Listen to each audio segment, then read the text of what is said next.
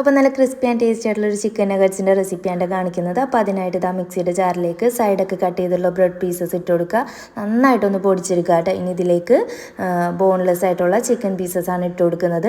പിന്നെ വേണ്ടത് ഇഞ്ചി വെളുത്തുള്ളിയാണ്. ഇതേപോലെ ചെറുതായിട്ട് കട്ട് ചെയ്ത് ഇട്ട് കൊടുക്കുക. പിന്നെ കുരുമുളക്, Kashmiri chilli powder, soya sauce, ആവശ്യത്തിന് ഉപ്പും കൂടി ഇട്ട് ഇതേപോലെ ഒന്ന് അരച്ചെടുക്കുക കേട്ടോ.